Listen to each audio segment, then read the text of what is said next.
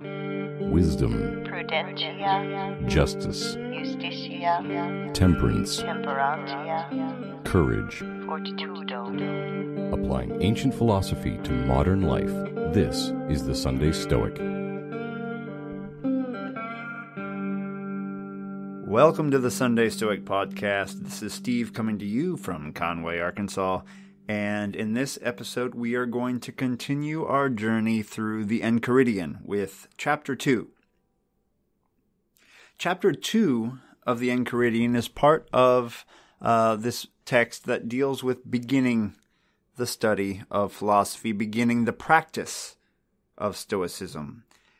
We need to focus once again on how to align our desires with nature, meaning with reality. If we focus our happiness on things that are unattainable or that are highly unlikely, we are going to be unhappy. We are going to be upset. But if we focus our desires and our aversions on things that we truly can get or avoid, then we can grow. We can become better. We can become content. We can become closer and closer to that ideal that is the Stoic sage.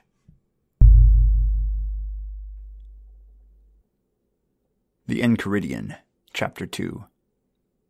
Remember that the will to get promises attainment of what you will, and the will to avoid promises escape from what you avoid. And he who fails to get what he wills is unfortunate, and he who does not escape what he wills to avoid is miserable. If, then, you try to avoid only what is unnatural in the region within your control, you will escape from all that you avoid. But if you try to avoid disease or death or poverty, you will be miserable. Therefore, let your will to avoid have no concern with what is not in man's power. Direct it only to things in man's power that are contrary to nature. But for the moment you must utterly remove the will to get. For if you will to get something not in man's power, you are bound to be unfortunate, while none of the things in man's power that you could honorably will to get is yet within your reach. Impulse to act and not to act, these are your concern. Yet exercise them gently and without strain and provisionally. If we fail to get what we want, or if we do get what we're trying to avoid, we will be miserable. Even the super Stoic Epictetus says this.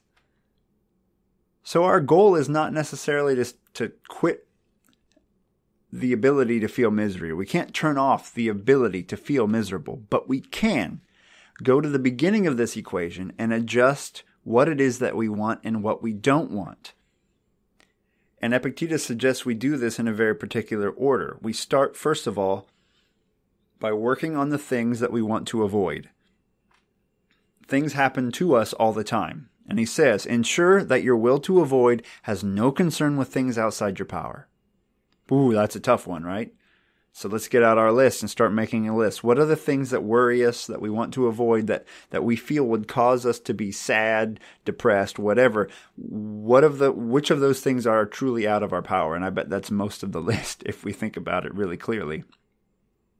And he says we need to focus our attention on what is unnatural and within our power.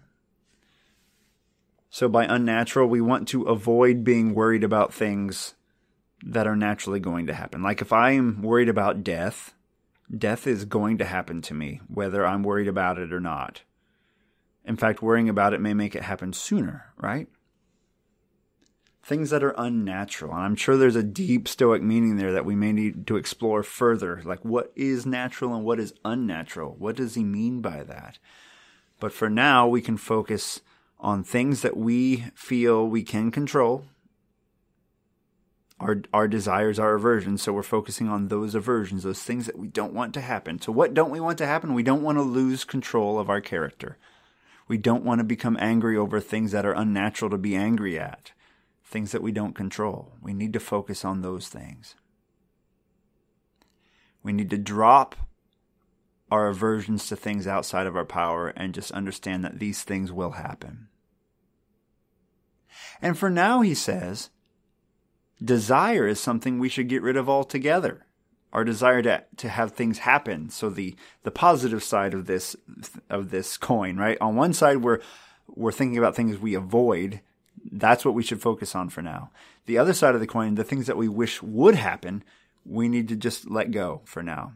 Why? He says, well, because right now we're not fully aligned yet. We're going to wish for things to happen that are outside our power. Therefore, we will be miserable.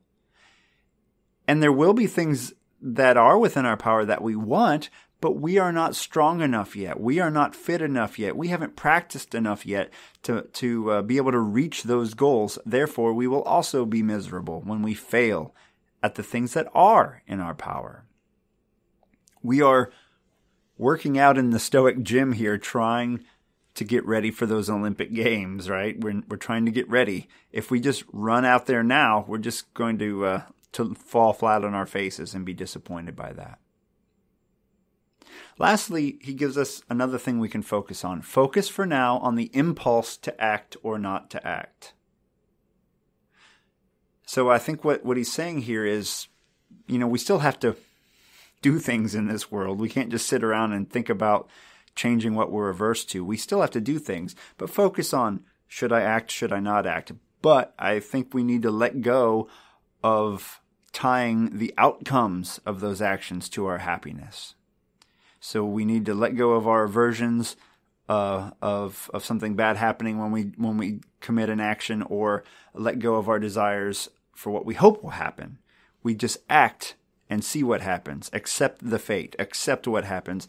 But for now, focus on that decision making to act or not to act. And he says, even then, do it sparingly.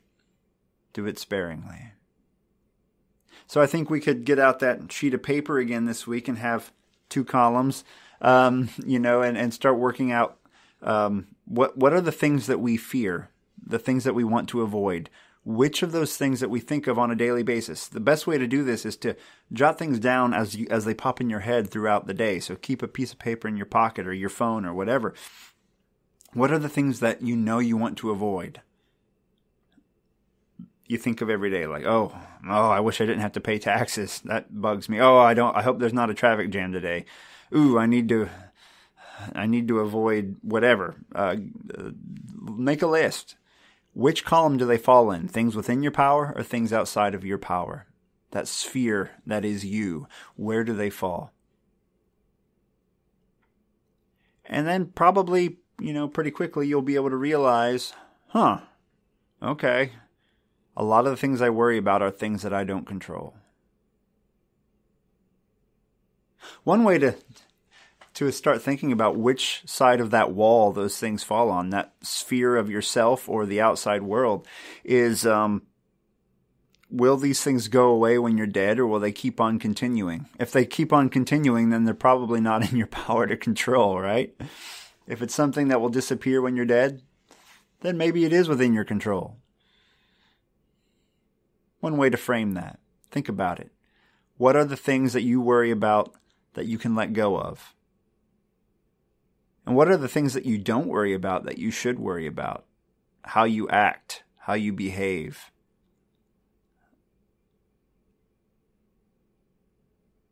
The things you're afraid of that you shouldn't be. The things that you're maybe proud of that you should be ashamed of.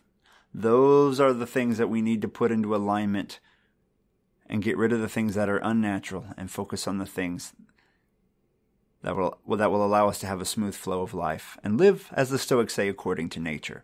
So we'll pick up there next time with the next reading of the Enchiridion. Until then, good luck, work on those aversions and those desires, and I'll talk to you soon. Carpe diem. Thank you for listening to the Sunday Stoic. If you enjoyed the show, please subscribe, rate, and review the Sunday Stoic on iTunes. Become a member of the Sunday Stoic team, earn rewards, and be an integral part of the show by becoming a patron at www.patreon.com/SundayStoic. Contact the show by emailing sundaystoic@gmail.com or by leaving a voicemail at 501-503-3132. To find out more, visit www.sundaystoicpodcast.com. And as Steve always says, Carpe Diem.